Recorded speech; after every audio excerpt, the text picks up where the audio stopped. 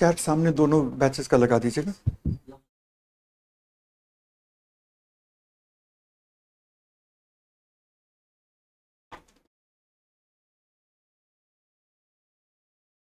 और ये रूम बंद कर देगा जब एक बार क्लास में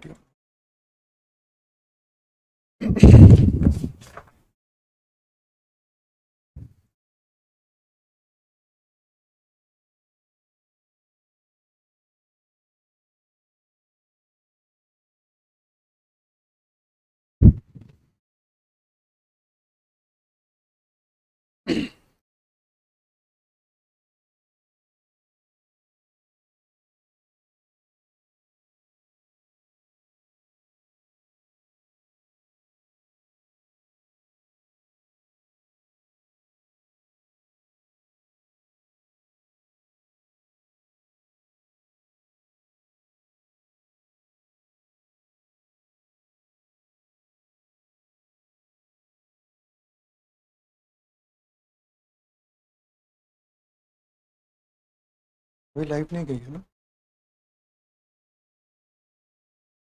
अच्छा ठीक है, आप बस एक बार ऐसे थम्स अप कर दीजिएगा जब लाइव चले।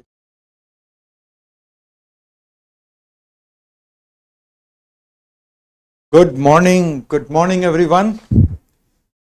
9:21, 5 या 6 मिनट लेट, 1 मिनट लेट मैं पहुंचा, 2-3 मिनट की टेक्निकल इशू, सुबह का टाइम सेटअप करने में भी 1-2 मिनट का टाइम। तो चलो क्लास हो गई है लाइव। आई होप कि अब आप लोग जुड़ गए हैं और मेरी ऑडियो और वीडियो अच्छी खासी आप तक पहुंच भी रही होगी। I am sure. अभी आपका चैट नहीं दिख रहा, इसलिए मैं उम्मीद पे बोल रहा हूं कि मेरी ऑडियो वीडियो अच्छी आ रही होगी। जल्दी ही आप लोगों का चैट भी मुझे दिखने लग जाएगा। और ये है क्या, ये है सेशन नंबर 8 और डेट 16 मार्च। डेट एक एक करके बढ़ता जा रहा है, हमारा सेशन भी बढ़ता जा रहा है।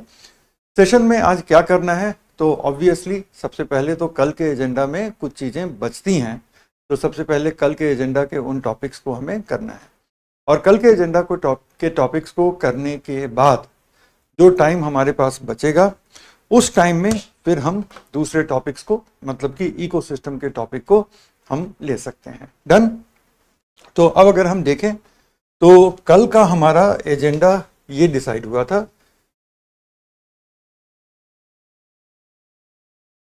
ये कल वाला स्लाइड है। तो कल का एजेंडा हमारा था कि हम ये 7 टॉपिक्स करने जा रहे हैं, और 7 टॉपिक्स में हम देखें तो हमने शुरू के 4 टॉपिक्स कर लिए थे। Concept of the community, structure of the community, features of the community, और स्पीसीज के बीच में एक कम्युनिटी में क्या क्या आपस के अंतर संबंध होते हैं, क्या क्या आपस के इंटर रिलेशन होते हैं, यहाँ तक कर लिया था। इतने में हमारा टाइम कंप्लीट हो गया था। तो आज हम लोग शुरू करेंगे कहाँ से, हम लोग करेंगे फूड चेन और फूड वेब से। उसके बाद करेंगे सक्सेशन। सक्सेशन के बाद कुछ और टर्म्स हैं जिन टर्म्स पे क्वेश्चन पूछे गए हुए हैं, तो ऑब्वियसली उन टर्म्स को लेकर के 5-5 मिनट की एक छोटी सी डिस्कशन, जिससे कि वहां पे भी हमारा कॉन्सेप्ट अच्छा हो जाए। फिर हम लोग आगे इकोसिस्टम पे चलेंगे। हालांकि सक्सेशन के टॉपिक में थोड़ा सा टाइम लगेगा, क्योंकि सक्सेशन को लेके there are things that we have to understand well. तब हम सक्सेशन को छोड़ करके फिर रिलेटेड टर्मिनोलॉजी पर जाएंगे, ठीक है ना। तो ये पूरा का पूरा रहता है आज करने के लिए, food chain, food web, succession and related terms and concept, जिसमें निश, गिल्ड हम लोग कर चुके हैं, इक्विवेलेंट और इकोटोन, और इकोटोन के साथ हम लोग करेंगे एज इफेक्ट। और एक और टर्म लिख देते हैं, 5th टर्म भी यहां पे ऐड कर दे रहे हैं। 5th टर्म है हमारा कीस्टोन स्पीसीज।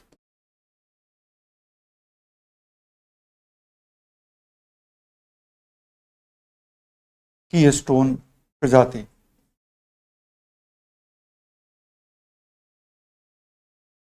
इसको कुछ किताबों में मैंने आधारशिला प्रजाति के नाम से देखा है, लेकिन वो इसका सही टर्म होगा नहीं, क्योंकि आधारशिला का मतलब होता है फाउंडेशन स्टोन, की स्टोन नहीं होता है, ठीक है। तो यहाँ पे हम लोग इसको की स्टोन स्पीसीज के ही रूप में समझेंगे।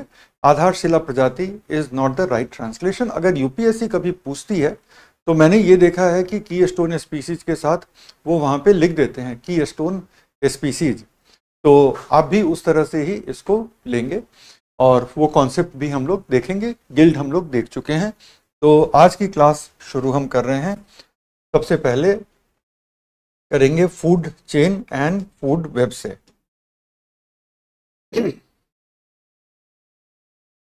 तो आज का जो हमारा पहला थीम है वो है फूड चेन। फूड चेन का मतलब होगा आहार श्रृंखला, और फूड वेब से हमारा मतलब होगा आहार संजाल। डन। ये करने के बाद हम लोग करेंगे इकोलॉजिकल सक्सेशन।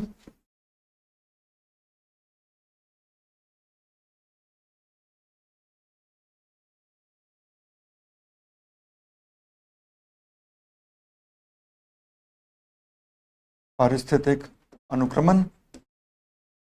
इसमें कुछ अच्छे ड्राइंग भी है मेरे पास जिसको कि हम देखने जा रहे हैं। अभी आप लोगों का मैसेज मुझे दिख नहीं रहा है तो कोई बात नहीं, आप लोग मेरे साथ लिखने का काम करें और क्लास का फॉर्मेट एग्जैक्टली सेम रहेगा जो कि कल या गए हुए परसों को था। मतलब कि पहले 20 मिनट हाफ एन आवर की अच्छी खासी पढ़ाई और उसके बाद फिर मैं आपके क्वेश्चंस लूँगा, राइट। इस बीच में मैसेज भेजेंगे तो आप ही का टाइम और अटेंशन वेस्ट होगा, तो प्लीज़ इस बीच में मैसेजेस मत भेजिएगा। अगर कोई टेक्निकल इशू होगी तो बेशक मैसेज भेज दीजिएगा, टेक्निकल टीम उसको देख लेगी। मेरे देखने लायक जो मैसेजेस होंगे जब मैं आपसे बोल करके क्वेश्चन मांगूँ तब आप भेजें, तो उसका इम्पैक्ट ज़्यादा होगा आपके लिए, क्योंकि आप उसके पहले भेजेंगे तो क्वेश्चन मैं देख नहीं पाऊँगा। तो वो डिसिप्लिन हमें क्लास में रखनी है कि हम क्वेश्चन के टाइम में आकर के देखेंगे, ना कि हर वक्त देखेंगे। डन। तो हियर वी आर एवरीवन, और उसके बाद हम देखेंगे टर्मिनोलॉजीज और टर्म्स में हम लोग क्या क्या देखने जा रहे हैं। इंग्लिश में लिख रहा हूँ, समझाऊंगा हिंदी में भी। सबसे पहले हम लोग देखेंगे निश। गिल्ड देख चुके हैं।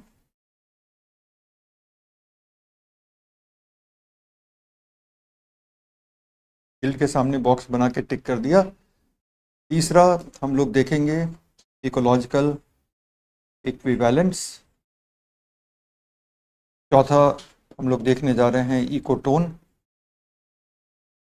और पांचवा हम लोग देखने जा रहे हैं कीस्टोन स्पीसीज। अच्छा, एक और जरूरी चीज जो मैं कहना भूल गया था, बिल्कुल कल की तरह मेरे साथ आप लोग लिखते रहेंगे सो दैट कि आपको कोई भी टॉपिक जब मैं बोर्ड पे कंप्लीट करूं तब तक ये आपके नोटबुक में भी आ चुकी हो। आपको ये ना कहना पड़े कि सर थोड़ा साइड हट जाइए, मेरे साथ लिखते रहें, क्योंकि मैं बोल बोल करके ही लिख रहा हूं, तो मेरे बोलने के साथ आप लोग लिख लें तो that will be much nicer. ठीक है। तो बिल्कुल कल वाले ही फॉर्मेट को हम लोग इन अ वे रिपीट कर रहे हैं। All right everyone.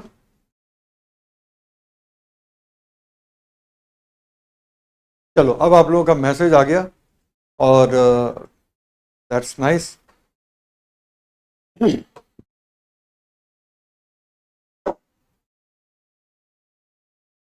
और मैसेजेस अभी गुड मॉर्निंग वाले ही हैं, तो गुड, अब चूंकि आप लोगों का भी मैसेज दिख रहा है तो एक बार फिर से गुड मॉर्निंग, बहुत बहुत स्वागत। लेकिन क्लास शुरू हो गई है तो अब हमें क्लास के एजेंडे पे फोकस करना है। डन। चलिए, तो शुरू कर लेते हैं सबसे पहले फूड चेन के साथ। ओके।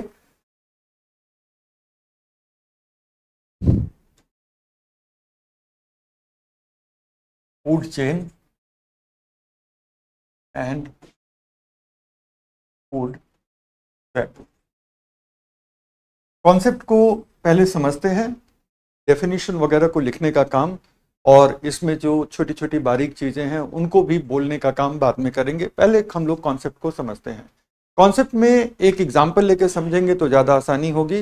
लेट अस से कि अगर हम ग्रास की बात करें, ठीक है, और ग्रास का मतलब कि ग्रास की कोई एक स्पीसीज की बात कर रहे हैं। ग्रास के बहुत सारे स्पीसीज होते हैं और ग्रास फैमिली का ही मेंबर बैम्बू भी होता है। तो हम ग्रास के किसी एक स्पीसीज की बात कर रहे हैं, एक प्रजाति की बात कर रहे हैं। Grass as a group of plant की हम लोग बात नहीं कर रहे, किसी एक प्रजाति की बात कर रहे हैं। उस ग्रास को किसी फॉरेस्ट में वाइल्ड बफेलो, जो जंगली भैंस होते हैं, तो वाइल्ड बफेलो उस ग्रास को कंज्यूम कर रहे हैं, करेक्ट। लेकिन वाइल्ड बफेलो को टाइगर कंज्यूम कर सकता है। तो ये एक सिंपल सा रिलेशन है, जिसको कि हम अगर इस तरह के हम लीनियर डिपिक्शन की बात करें तो इसको हम कहते हैं फूड चेन, करेक्ट। लेकिन किसी भी नेचुरल कम्युनिटी में आप देखेंगे क्या कि कोई भी स्पीसीज किसी एक ही स्पीसीज को खा करके नहीं सरवाइव करता है, किसी भी एक स्पीसीज के बड़े सारे सोर्सेज होते हैं।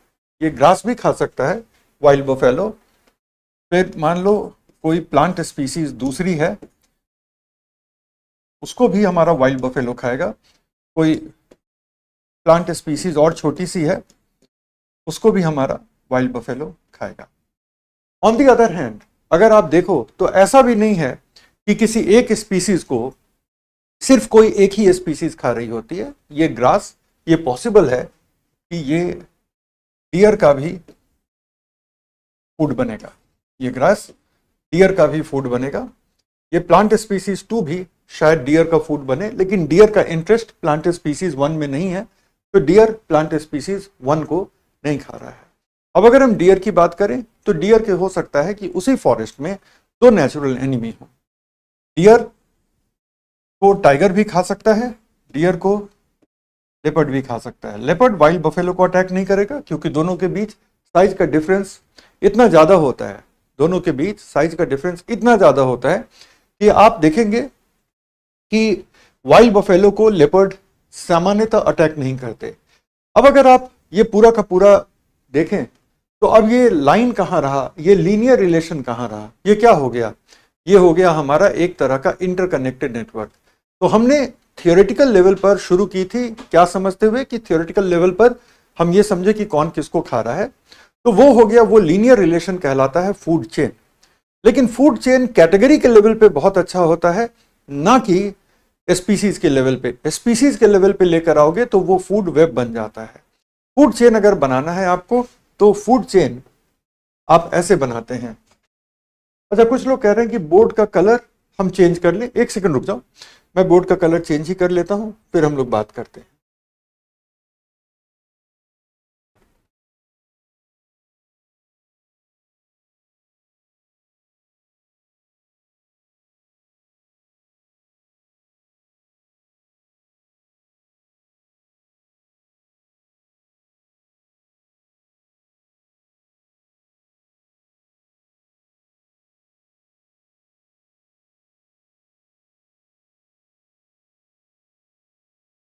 ये तो नहीं चेंज हो रहा, मुझे यहां से चेंज करना पड़ेगा, मैं देख लेता हूं।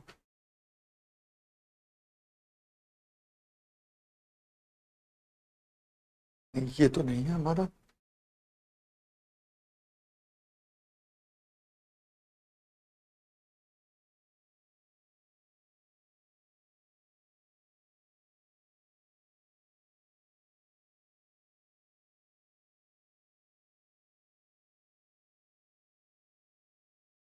हाँ, हो गया ना, हम अपने मिशन में अब कामयाब रहे।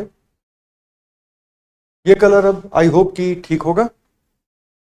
ये कलर ठीक है, ब्लैक छोड़ करके कोई भी कलर आ गया। Blue colour, are we good here? अच्छा, विष्णु ने कहा कि रहने दीजिए सर। अरे ऐसे मत बोलो, रहने दीजिए। मुझे इस बात का शक होता है कि आप ये सोचे कि सर आपसे नहीं हो पाएगा, तो प्रयास करने से ही होता है। ठीक है कि बोर्ड के ये वाले सिस्टम के साथ मैं अभ्यस्त नहीं हूँ, मैं जिन बोर्ड पे क्लास लेता हूँ उनका सिस्टम थोड़ा सा अलग है, लेकिन जब रहने ही देंगे तो फिर कैसे कुछ होगा। चलो, बातों बातों में एक अपनी पुरानी वाली बात रिपीट कर देता हूँ। जो चीज़ नहीं हो रही है और आपको पता है कि करना जरूरी है, प्रयास कीजिए। बिना प्रयास के आप आगे नहीं बढ़ेंगे। वो आपकी पढ़ाई में भी लागू हो सकता है, आपके डिसिप्लिन में भी लागू हो सकता है। और जब किसी चीज़ को कर लिया और आपको पता है कि वो जरूरी है करना, उसका अभ्यास भी कीजिए। आज मैंने बोर्ड का कलर चेंज किया, लेकिन अगर बार बार मैं इसका अभ्यास नहीं करूँगा ये पॉसिबल है कि एक हफ्ते में मैं इसको भूल जाऊंगा। इसी तरह से जब प्रयास करके किसी चीज को आप अपने काबू में लाते हैं, उसके बाद उसका अभ्यास करना बहुत जरूरी है, तभी वो आपके काबू में बना रहेगा। ब्रेन का नेचर किसी चीज को रिटेन करने को लेके इतना वोलाटाइल है, ब्रेन पे हर रोज इतना इंफॉर्मेशन ओवरलोड है कि जो चीजें आपने आज सीखी हैं प्रयास करके, बगैर अभ्यास के आप उसको गंवा भी देंगे। तो प्रयास और अभ्यास आपके सिविल सर्विस के जर्नी के दो सॉलिड पिलर होने चाहिए। तो इसीलिए लाइव कैमरे पे लाइव क्लास में इतने सारे बच्चों के बीच में भी मैंने प्रयास इसलिए किया कि ठीक है, प्रयास नहीं कामयाब होगा, अग्रीड, लेकिन करना तो है ना। तो ये है। तो अब आप लोग उस मामले पे आप लोग अपनी पढ़ाई में प्रयास और अभ्यास को इंप्लीमेंट करें, और हम लोग अब अपनी यात्रा को जारी रखते हैं। ठीक है, तो हम लोग यहाँ पर थे। ठीक है, और एक सेकंड रुक जाएं, इन दोनों को मैं हटा देता हूं और हम लोग आ गए यहाँ पे। तो अब अगर हम फूड चेन की बात कर लें, ठीक है, अब अगर हम लोग फूड चेन की बात करें, तो मैंने ये कहा था कि food chain group of species के बीच में, ठीक है, ये ग्रुप ऑफ स्पीसीज के बीच में, धन्यवाद, आप फूड चेन बिल्कुल बना सकते हैं। ठीक है, लेकिन आप अगर इंडिविजुअल स्पीसीज का नाम लेंगे तो फूड चेन नहीं, वो हमेशा क्या बनेगा, वो फूड वेब बनेगा। मिसाल के तौर पे अगर हमें फूड चेन बनाना है, मतलब कि एक श्रृंखला बनानी है, राइट,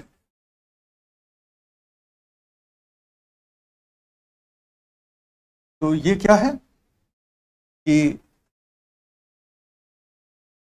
प्राइमरी प्रोड्यूसर्स, प्राथमिक उत्पादक, और प्राथमिक उत्पादक कौन होते हैं, प्राथमिक उत्पादक में आते हैं पौधे एवं वृक्ष, और साथ ही साथ शैवाल। शैवाल आप लोग जानते हैं कि एल्गी होता है, एंड हर्ब्स एंड ट्रीज, ये प्राइमरी प्रोड्यूसर हैं। और यहां से जाता है ये प्राइमरी कंज्यूमर को। प्राइमरी कंज्यूमर वो होता है जो पौधे या शैवालों को खा करके अपना गुजारा करता है। आप श्रृंखला गलत लिखते हैं, मुमकिन है मैं इसको चेक कर लूंगा, मैं कहां मना कर रहा हूं। 20 साल में से 17 साल इंग्लिश में पढ़ाया है, तो कहीं ना कुछ तो गलती होगी, उसको लेकर के कहीं कोई दिक्कत नहीं है, मैं उसको देख लूंगा। ठीक है,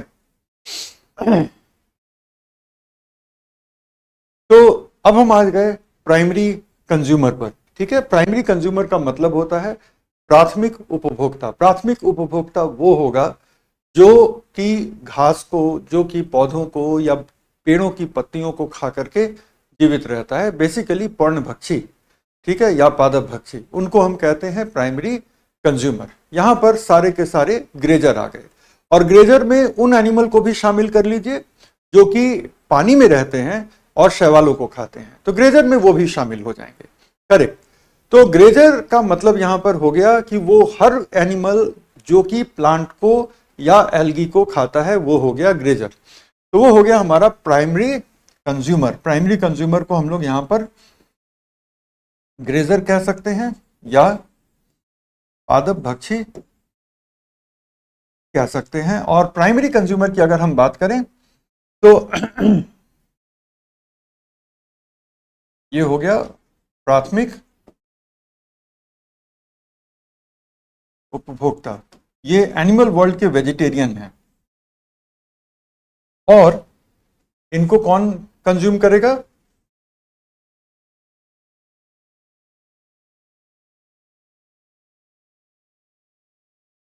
सेकेंडरी कंज्यूमर, मतलब कि द्वितीयक उपभोक्ता। इसमें छोटे मांसाहारी जंतु हो सकते हैं, या कई बार यही लास्ट लेवल होगा तब बड़े मांसाहारी जंतु भी हो सकते हैं। ऑलराइट, और इसके बाद कुछ एक सिस्टम में आप देखिएगा कि हमारा टर्शियरी कंज्यूमर भी होता है, जिसको हम कहते हैं तृतीयक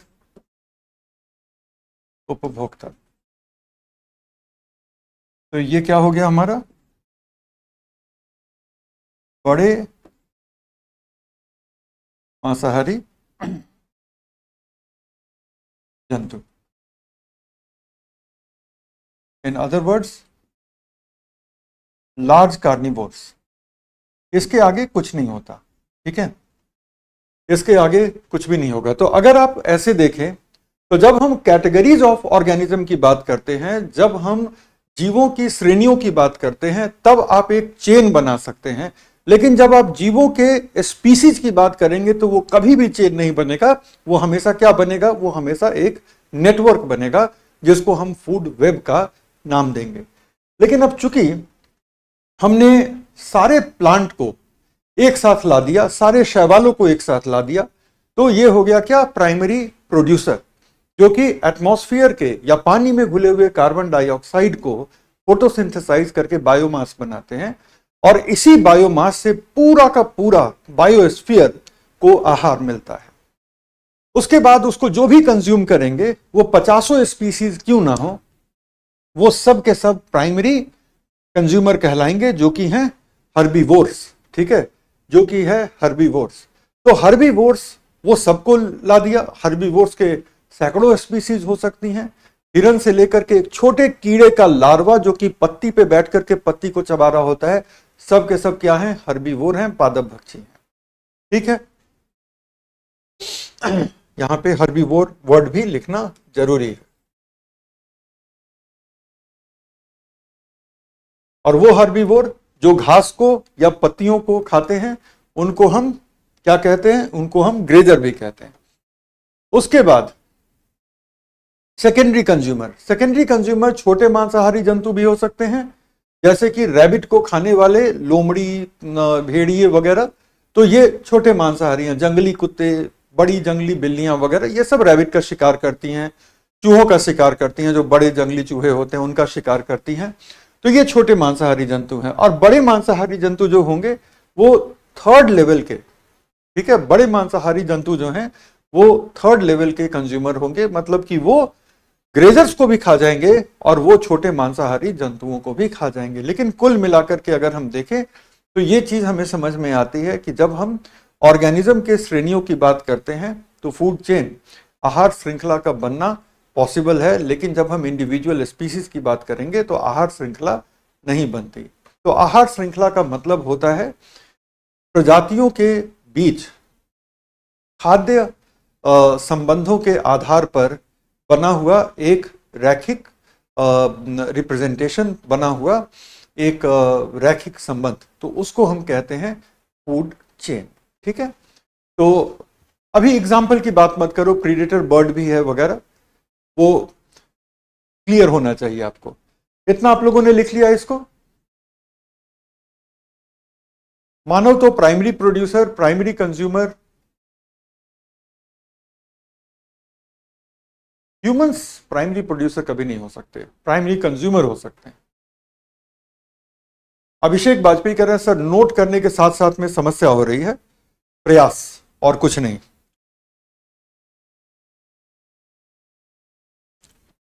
बहुत सारे बच्चे, मैं आपको एक एग्जांपल देता हूं, आप समझ जाएंगे। आप लोगों ने अभी प्रीलिम नहीं दिया है और प्रीलिम नहीं क्लियर किया है, अभी आप उससे दूर हैं।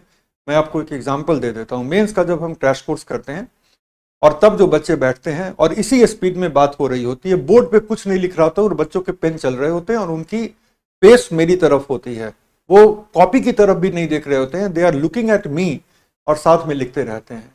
और ये टेंशन और भी ज्यादा होती है इंटरव्यू के बैच में। इंटरव्यू के बैच में तो बच्चे कहीं भी देख रहे हो उनका हाथ चल रहा होता है, समझ भी रहे होते हैं, बेसिकली आपकी बात सुन भी रहे होते हैं, लिख भी रहे होते हैं, लेकिन दे नेवर टेक डिक्टेशन। उनको डिक्टेट करने की जरूरत नहीं होती है, वो सुन करके की वर्ड्स को, की कॉन्सेप्ट को निकाल करके लिखते रहते हैं।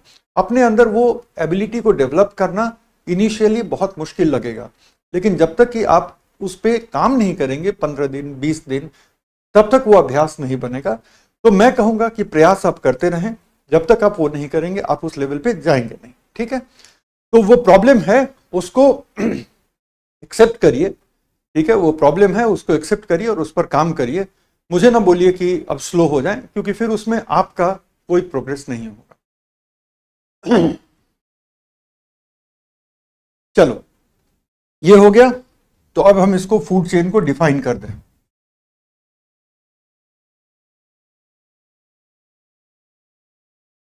डेफिनेशन,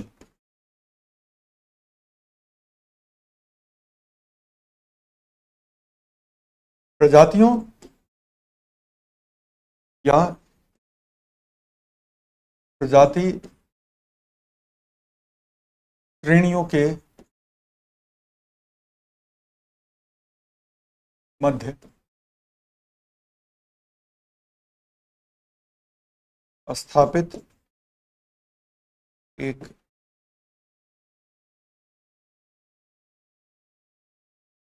रैखिक आहार संबंध।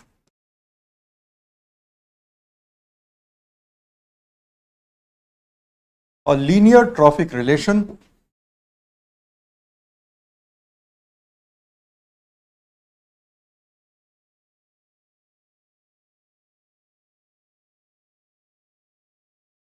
established among the species or species groups।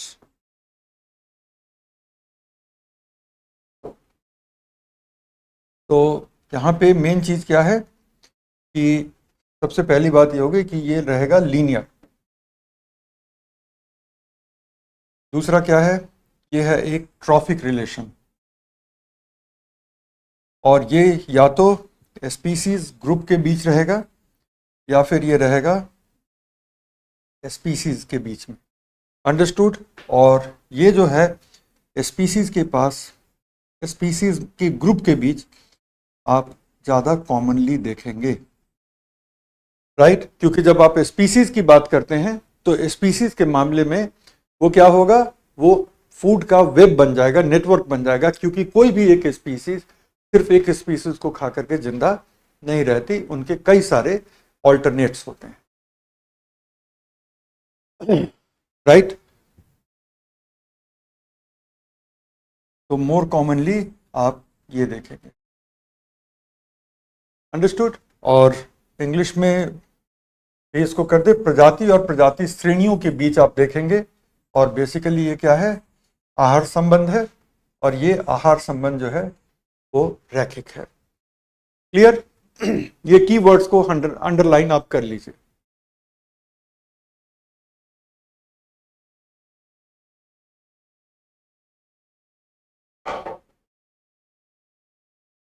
अब हम आते हैं फूड वेब पे। फूड वेब, आहार जाल पर।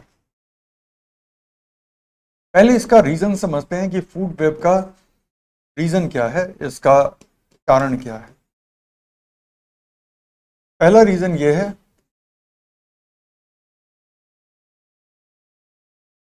एक प्रजाति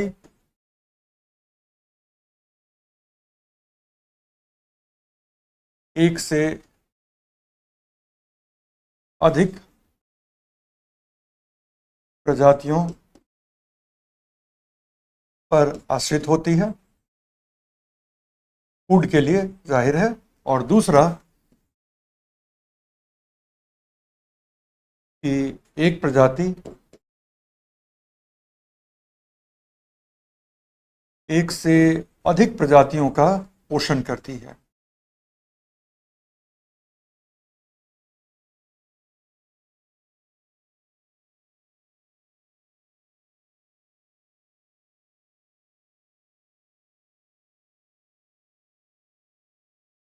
इसी वजह से जब आप प्रजाति के लेवल पे, जब स्पीसीज के लेवल पे देखेंगे तो आप देखेंगे क्या कि एक जाल सा बन जाता है, एक नेटवर्क सा बन जाता है।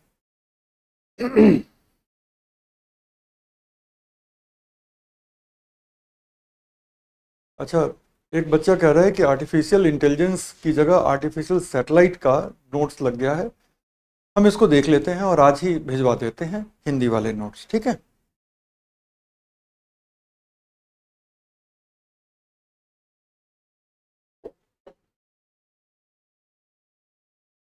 इंग्लिश में इसको मैं डिक्टेट कर देता हूं, पॉइंट 1 और पॉइंट 2 को। इंग्लिश में फटाफट लिखिए। One species is dependent on more than one species. One species is dependent on more than one species for its food. For its food. और second हो गया, a single species provides food to multiple species. A single species provides food to multiple species. दोनों हो गए। Alright, तो आप ये देखेंगे कि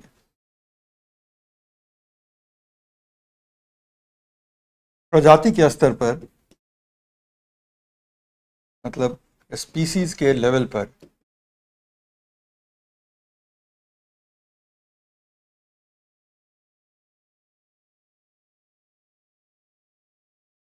अधिकांशतः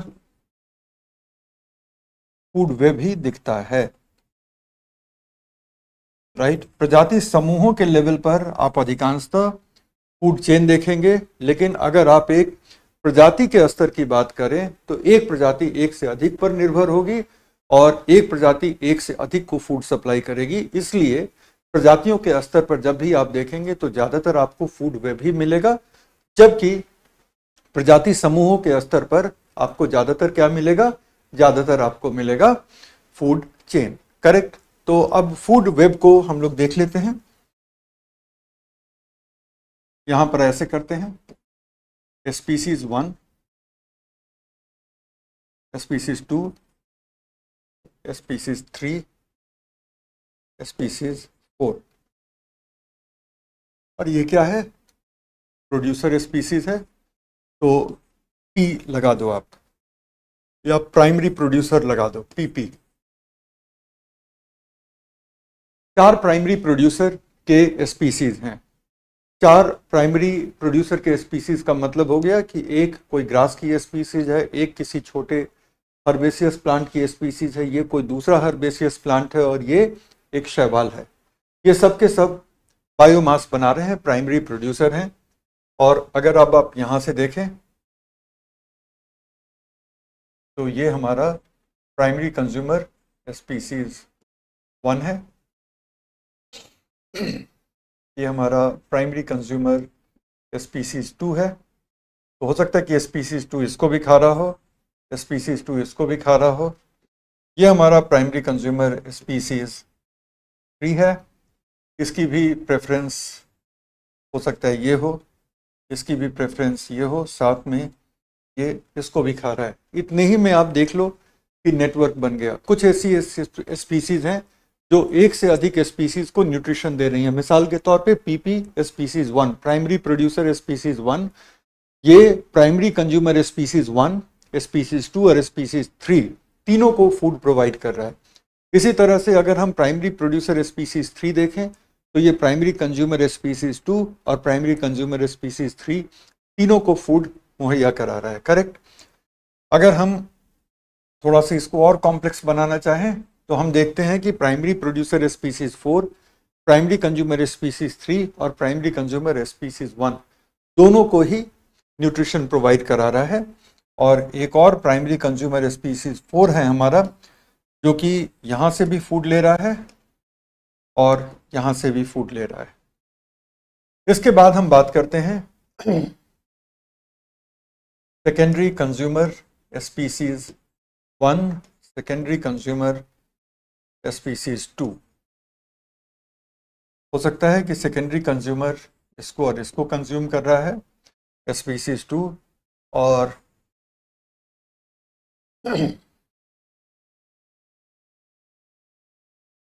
ऐसा कुछ रिलेशन हो सकता है। दो ही सेकेंडरी कंज्यूमर हैं, लेकिन अगर आप देख लो तो ये यहां पर कॉम्प्लेक्स हो गया, और उसके बाद tertiary consumer species 1, tertiary consumer species 2। और यहां पे चीजें थोड़ी ज्यादा दिलचस्प हो जाएंगी अगर आप देखेंगे तो।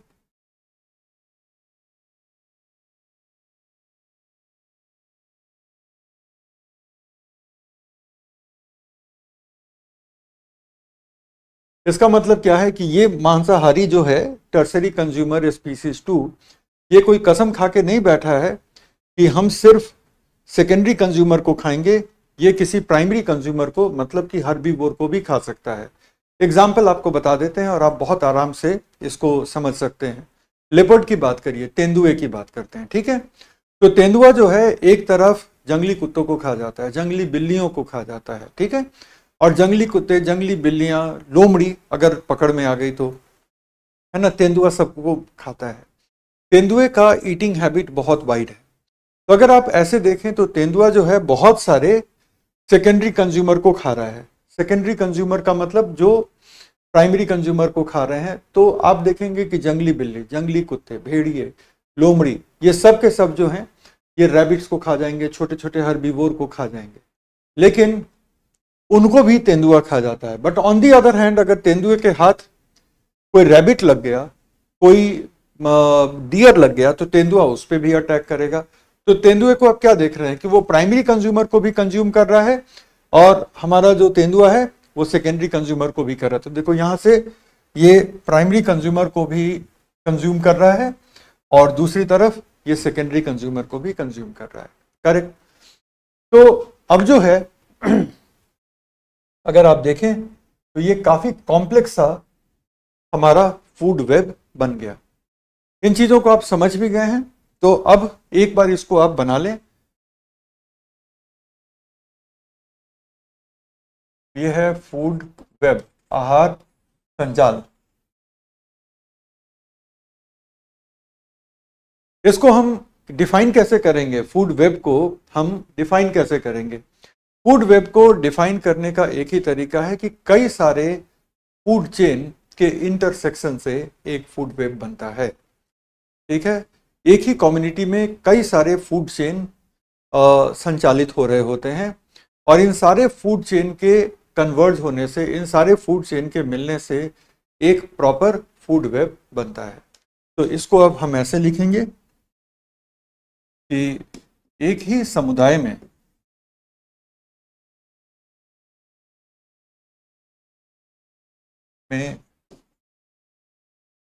संचालित हो रहे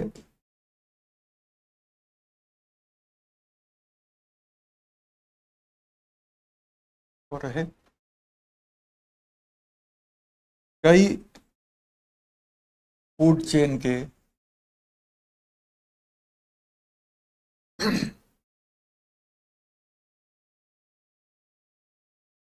इंटरसेक्शन से मिलने से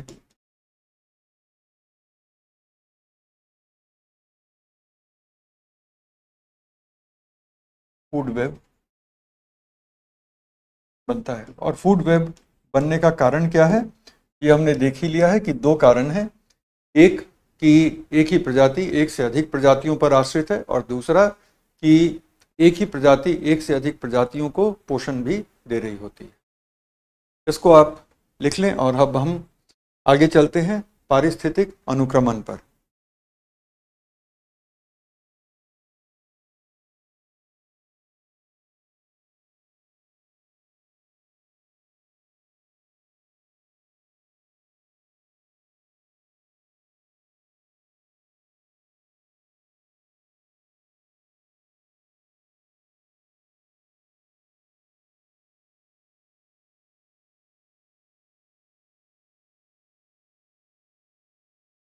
डन।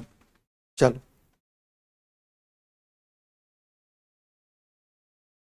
हम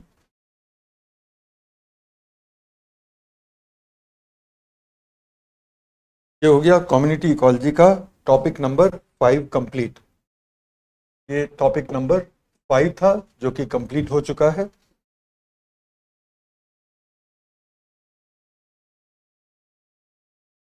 अब हम लोग आ गए इकोलॉजिकल सक्सेशन पर।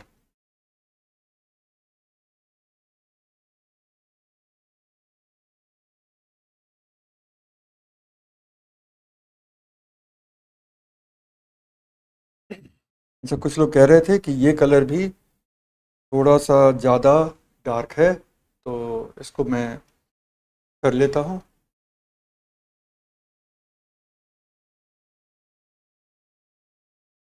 और भी डार्क। डन। चलिए, तो अब ये कलर आई होप कि ठीक होगा। अब ये है हमारा 6th टॉपिक और वो है पारिस्थितिक अनुक्रमण।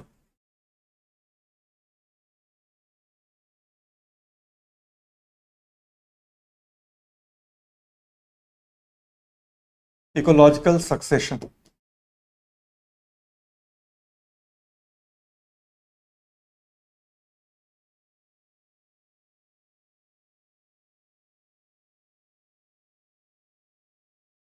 इकोलॉजिकल सक्सेशन बोलते किसको हैं?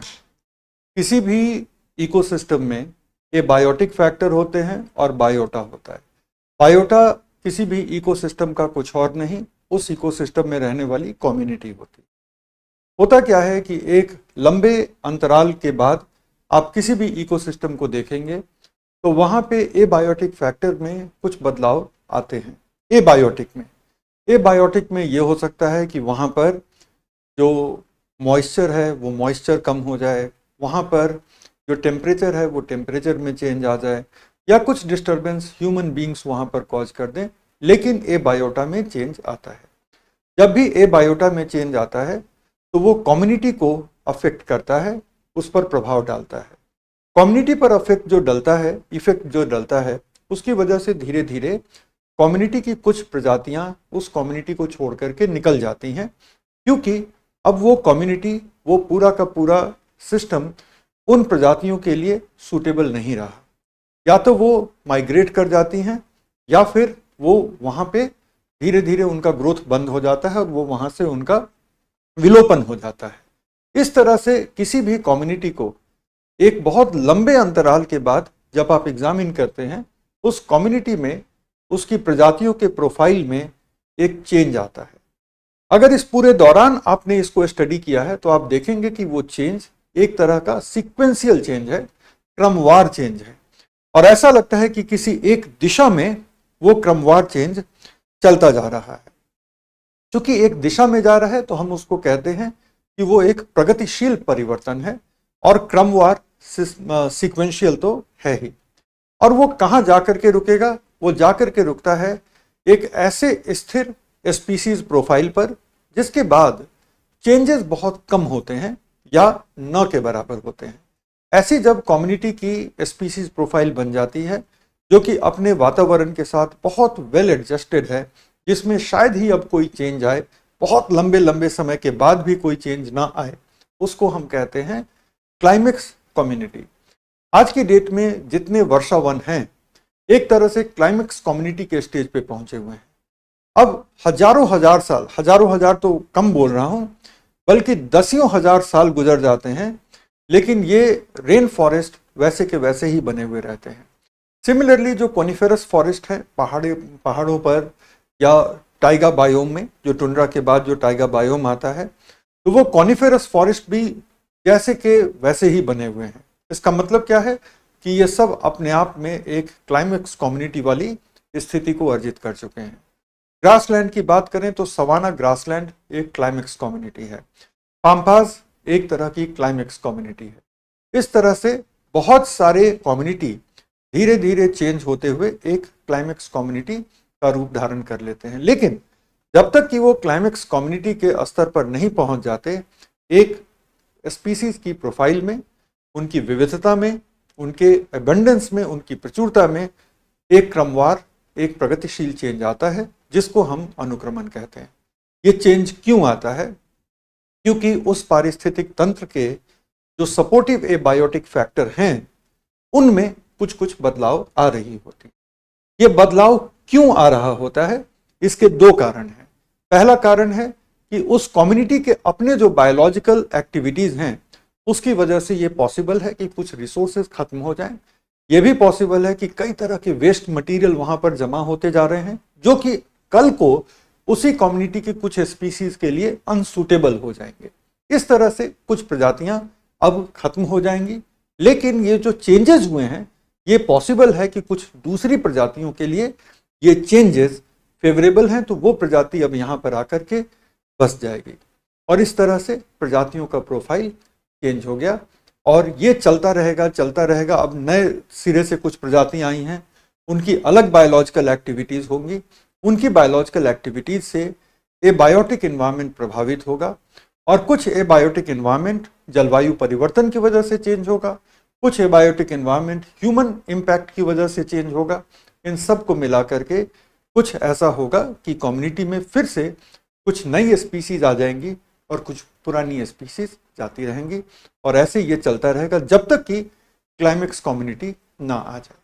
इसी को हम पारिस्थितिक अनुक्रमण या इकोलॉजिकल सक्सेशन कहते हैं।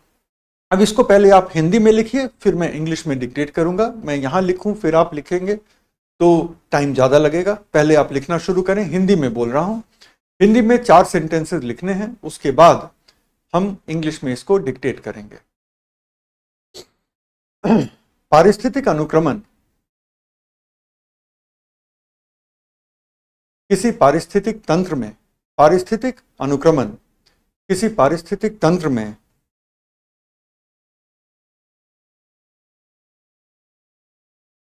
समय के साथ प्रजातियों की संरचना में,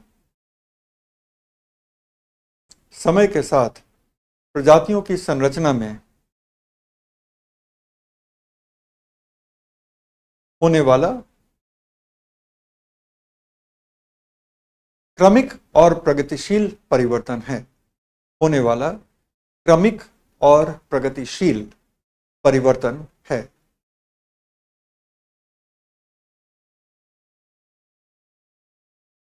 ये परिवर्तन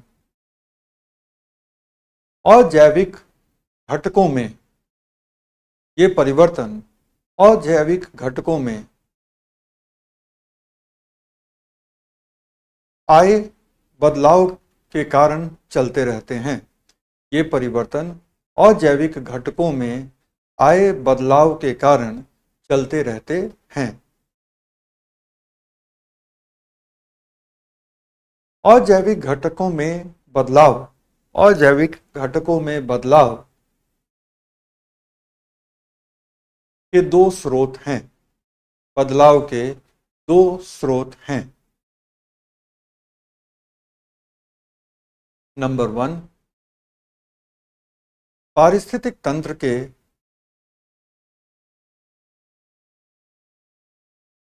जीवों की, पारिस्थितिक तंत्र के जीवों की प्रक्रियाएं, पारिस्थितिक तंत्र के जीवों की प्रक्रियाएं।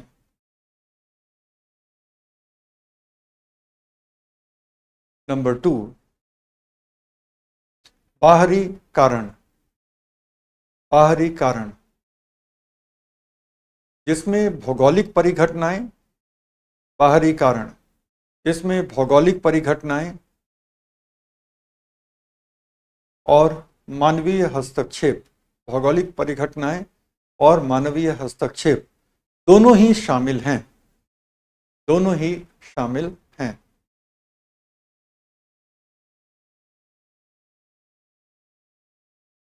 पैराग्राफ चेंज कीजिएगा। यह क्रमवार परिवर्तन, यह क्रमवार परिवर्तन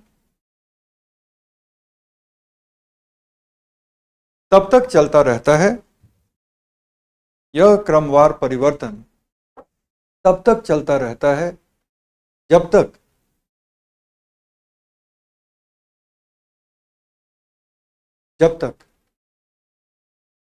एक काफी स्थिर जैविक समुदाय,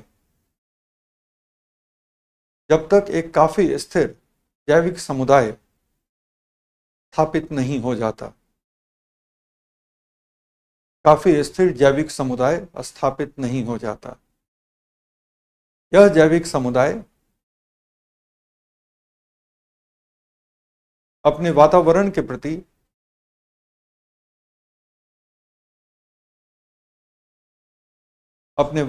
के प्रति अनुकूलित होता है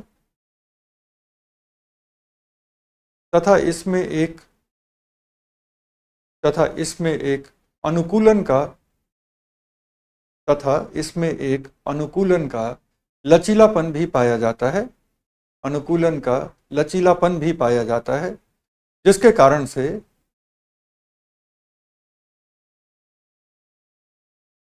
वातावरण में आए छोटे परिवर्तनों से ये प्रभावित नहीं होते या बहुत कम प्रभावित होते हैं। ये प्रभावित नहीं होते या बहुत कम प्रभावित होते हैं।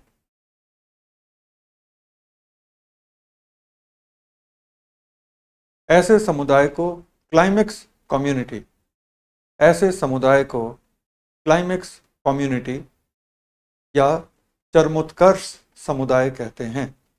ऐसे समुदाय को क्लाइमेक्स कम्युनिटी या चरमोत्कर्ष समुदाय कहते हैं।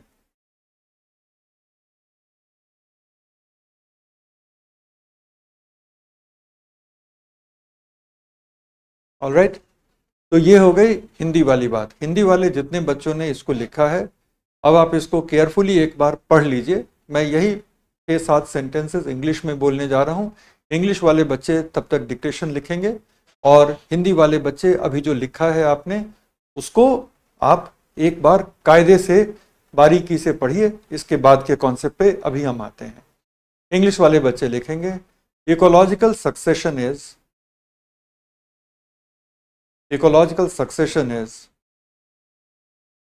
a sequential and progressive change. Ecological succession is a sequential and progressive change in the species composition of a biotic community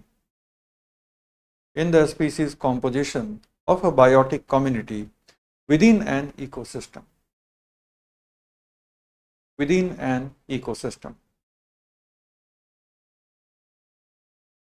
Such changes occur due to changes in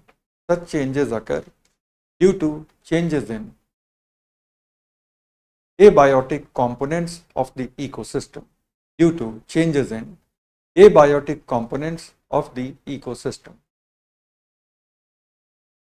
Abiotic components go through changes due to two factors.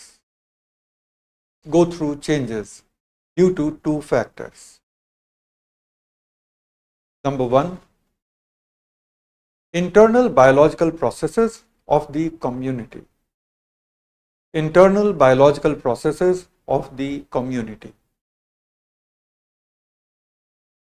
Second,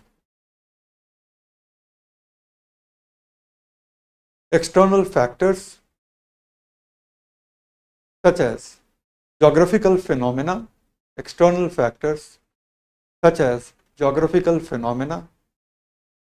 and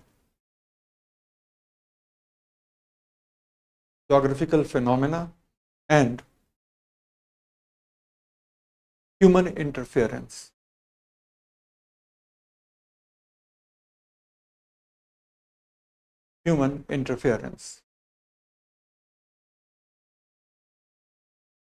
The changes in paragraph change करके लिखेगा, changes in the species structure of a community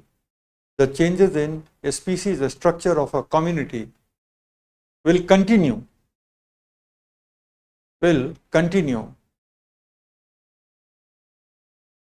until a highly adapted yet flexible community yet flexible community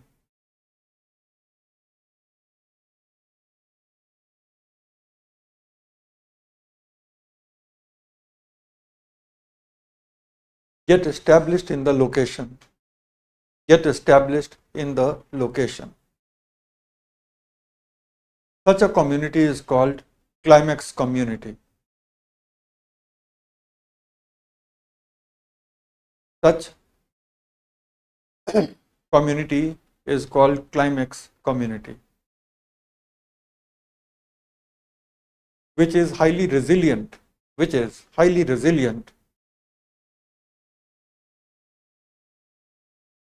to environmental changes,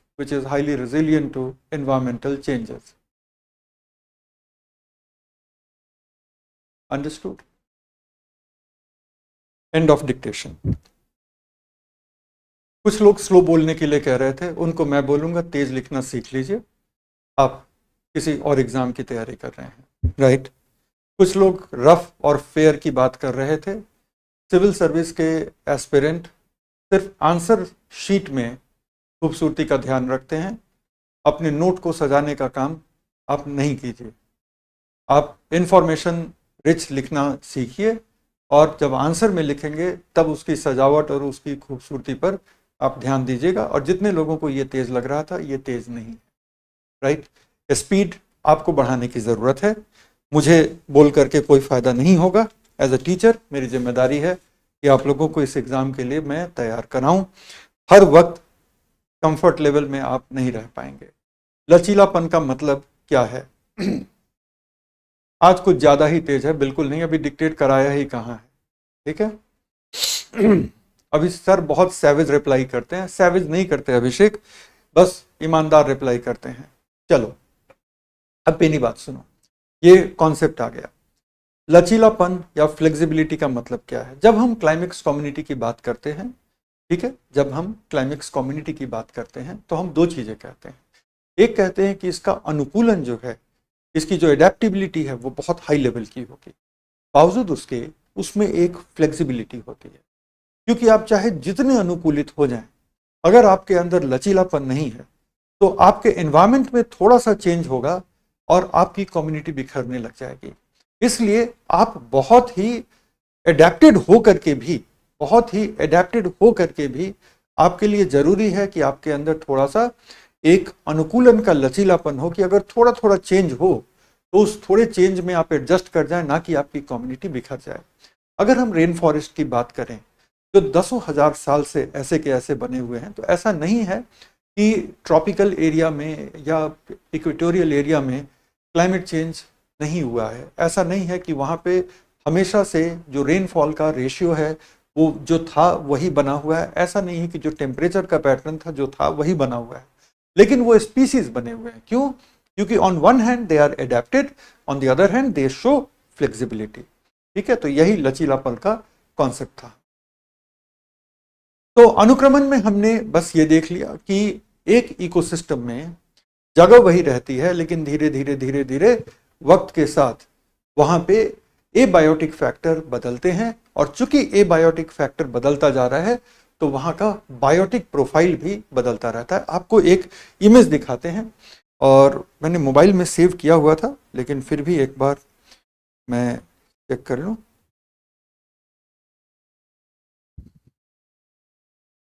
let me just show you that image.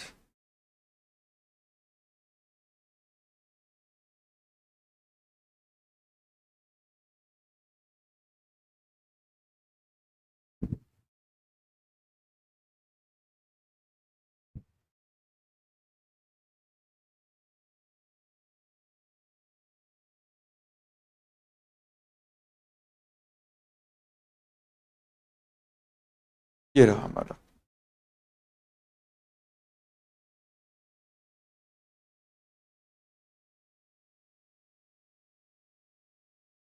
और इसको मैं पहले connect कर लूं और फिर मैं आपको दिखाता हूं।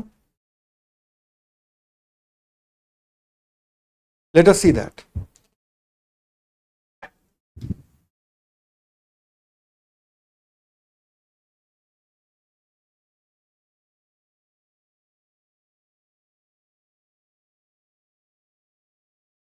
अब आप इसको देखें, राइट नाउ ये क्या है, ये एक पॉन्ड है, देख रहे हो, और पॉन्ड में मछलियां हैं, ग्राउंड लेवल पर कई सारे रॉक वगैरह हैं और कोई खास प्लांट वगैरह नहीं है।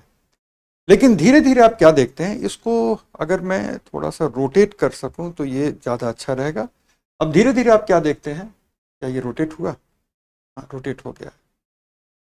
धीरे धीरे आप क्या देखते हैं कि पॉन्ड के, ठीक है, पॉन्ड के बॉटम में धीरे धीरे कीचड़ सा भरता जा रहा है, ऑर्गेनिक मैटर सा भरता जा रहा है। कहाँ से आया ये पॉन्ड के किनारे से यूं गिर रहा है। पॉन्ड के किनारे तो मिट्टी है, तो वो मिट्टी धीरे धीरे